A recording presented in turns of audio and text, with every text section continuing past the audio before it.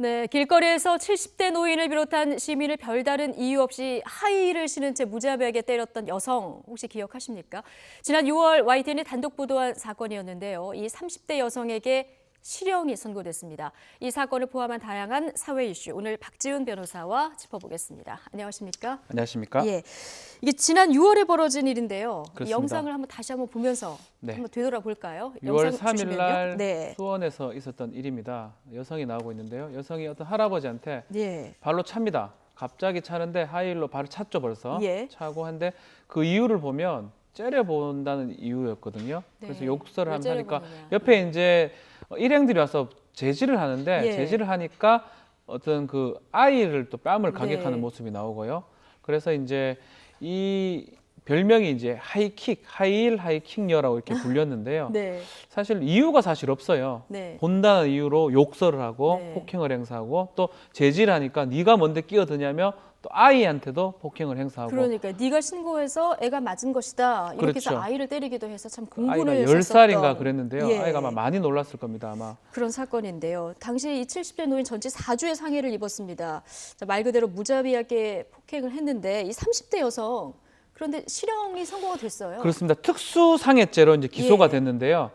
사실 전과는 뭐 동종의 전과는 사실 없는 걸로 보입니다. 그래서 네. 초범인 상황인데 네. 통상 특수상해죄가 뭐 징역형이 있긴 하지만 이렇게 네. 실형에 가는 경우는 만약 예. 합의가 되고 이러면 실형을 가지는 않거든요. 초범이라면. 예. 근데 그런데도- 이번에 실형이 선고가 된 거는 그럼 이례적인 건가요? 조금 이례적이라고 봐야 되고 아마 네. 법원에서도 상당히 안 좋게 재질 자체가 안 좋게 본 것 같아요. 예. 이른바 묻지마 범죄 같아요. 동기 없이 그냥 무자비로 폭행을 했고 가장 중요한 거는 합의를 전혀 못했습니다. 합의를 전혀 못했군요. 피해자하고 피해자들하고 합의를 좀 했어야 되는데 네. 아마도 합의 시도도 안 했을 수도 있고요. 아니면 피해자들이 합의를 안 받아주는 걸 수도 있는데 합의를 하려면 진정성 있게 좀 사과를 있어야죠. 해야 되는데 예, 그럼에도 본인이- 불구하고 안 했기 때문에 예. 아마 법원에서는 1년 6개월에 아주 실형을 내린 걸로 보입니다. 그렇군요. 이 여성은 심신미약 상태에서 벌어진 일이다.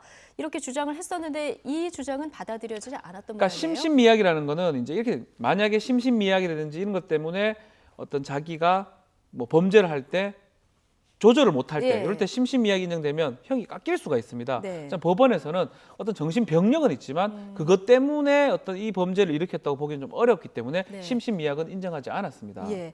근데 전과는 딱히 뭐 찍힌 건 없는데 이 여성이 앞서 5월에도 그렇죠. 이런 일을 했었다고 경찰 조사 과정에서 이제 밝혀진 것 같아요. 이건 6월 3일 날 있었던 일이고요. 예. 5월 2일 날 다 그 전에도 이제 그 시민들한테 폭행을 행사한 적이 있는데요. 그것 때문에 불구속 입건이 된 상태였습니다. 네. 기소가 돼가지고 이제 그 사건들이 전과는 없지만 재판을 동시에 다 같이 받은 걸로 보입니다. 네. 그래서 이제 실형 선고가 된 것이죠. 그렇군요. 자, 분노를 조절하지 못하고 이렇게 묻지마 폭행을 하는 영상 또 봐도 참 당황스러운데요.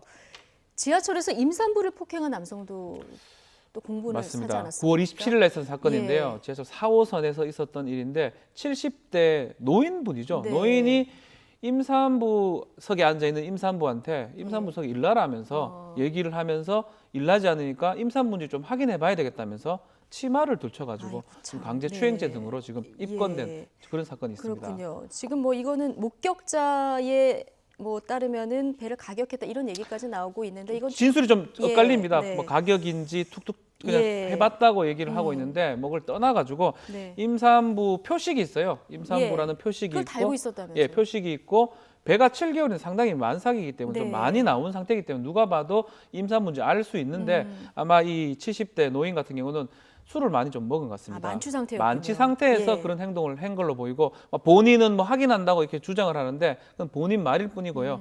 뭐 어떤 모욕을 주거나 강제 네. 추행의 의도로 한 걸로 지금 경찰은 보고 예. 있습니다.